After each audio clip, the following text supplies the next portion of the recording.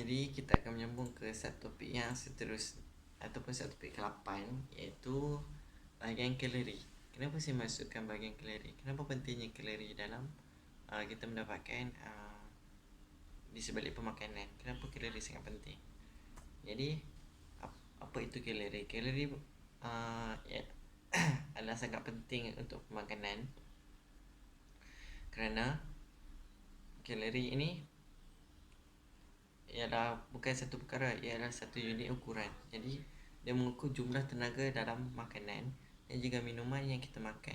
Jadi bagi orang yang ingin mengamalkan diet seimbang, dia sangat memerlukan bilangan kalori yang betul supaya dia boleh tahu keperluan badan dan juga cara untuk mengawalnya. Segala yang kita lakukan bergantung kepada tenaga yang terdapat dalam bentuk kalori. Maksudnya contoh kita seharian tenaga kita, kalori kita hanya ada 3000. Itu bermaksud kekuatan tenaga kita pada hari tersebut hanya ada 3000. Kalau kita lebihkan kalori, maksudnya kita punya lebih tenaga. Akan tapi bila tenaga itu tidak digunakan, dia akan menjadi toksik ataupun bahaya yang tidak perlu, boleh menyebabkan kalori itu tersimpan dalam badan, menyebabkan kenaikan pada berat badan. Jadi perlu kaji bahagian kalori. Jadi bagaimana cara pengiraan kalori? Jadi ini tidaklah sesukar yang anda fikirkan. Jadi pertama kali dalam kita nak menentukan kadar keperluan kalori seseorang, dia terpengaruh kepada 4 faktor utama.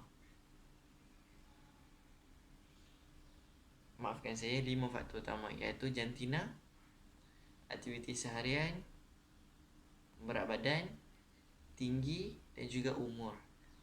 Jika kita telah ada 5 faktor ni, kita boleh tetapkan bilangan kalori yang diperlukan oleh seseorang.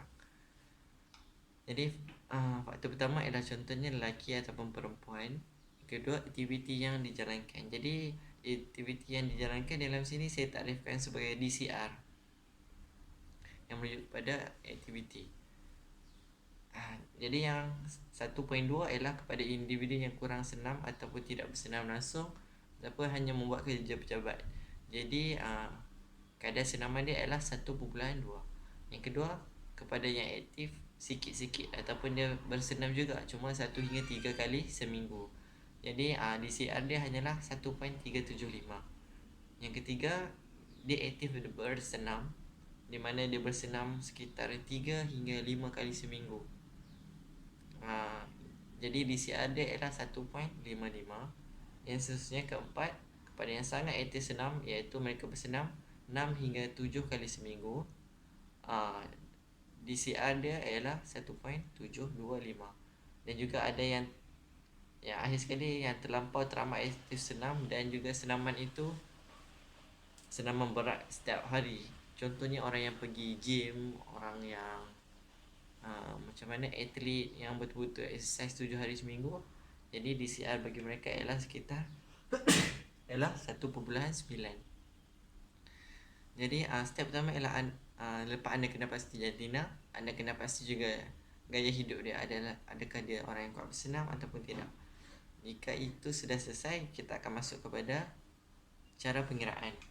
Jadi bagi perempuan, BMR ataupun kalori ialah 655 tambah dalam kurungan 9.6 darab berat badan dalam bentuk kilogram tambah 1.8 darab tinggi dalam cm, dan kemudian ditolakkan dengan 4.7 darab dengan umur seseorang, dan akhir sekali didarabkan dengan DCR nya, di mana DCR ialah bahagian di atas ni.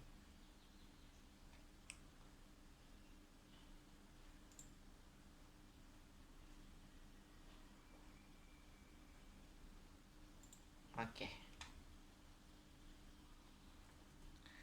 Contoh yang pertama. Contoh yang pertama.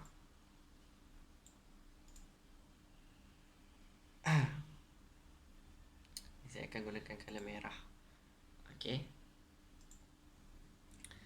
Jadi pointer yang pertama, contoh di sini ialah Anita. Anita mempunyai berat 70 kg. 70 kg, tinggi 150 cm, berumur 20 tahun, kurang bersenam atau kerja pejabat sahaja. Jadi bila kita tengok dia adalah seorang yang kurang bersenam, tak senam langsung ataupun buat kerja pejabat sahaja, iaitu DCR dia adalah 1.2. Jadi kita masukkan dalam formula untuk wanita yang di mana 655 tambah 96 darab berat badan tambah 1.8 darab tinggi tolak 47 dan dengan umur darab dengan DCR.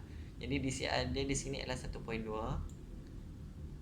umur 20 tahun, tinggi 150 cm dan juga berat badan 70 kg.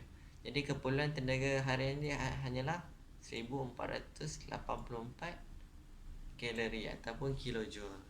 Jadi ini sahaja. Yang kedua ialah lelaki. Haris mempunyai berat 75 kg, tinggi 170 cm, berumur 24 tahun, aktif bersenam 2 hingga 3 kali seminggu.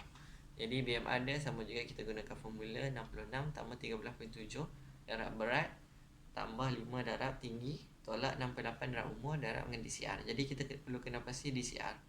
Jadi disertakan di sini dia aktif bersenam 2 hingga 3 kali seminggu.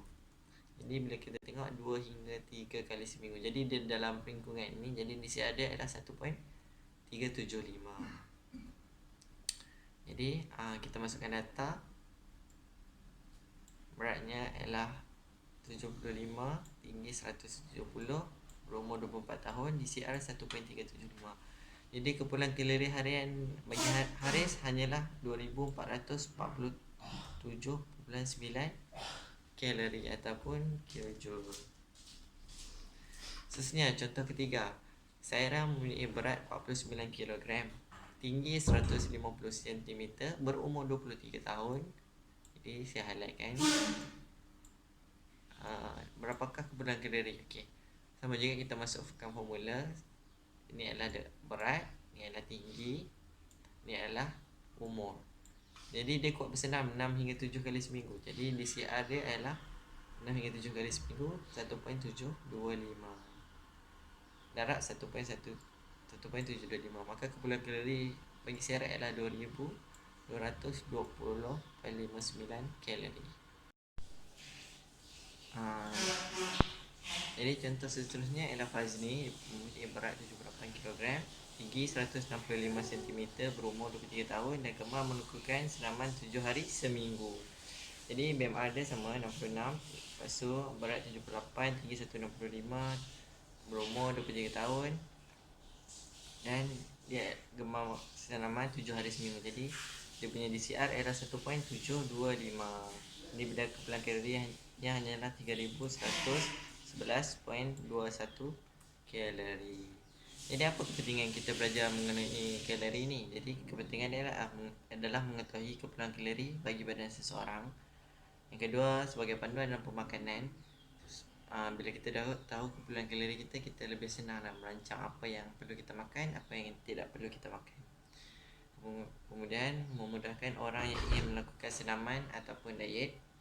Jadi bila kita mengetahui tentang keperluan kalori bagi badan, dia akan lebih senang untuk kita melakukan perancangan apa yang kita perlu makan untuk menjaga badan kita. Dan akhir sekali adalah sebagai garis panduan dalam memilih makanan yang ingin diamalkan. Jadi kita dah boleh merancang apa yang boleh kita makan. Contohnya makanan itu banyak kalori, adakah kita perlu? Kalau kita perlu kita ambil, kalau tidak perlu kita tidak perlu ambil dan mengambil makanan yang lebih ringan. Jadi sekadar itu saja daripada saya. Terima kasih.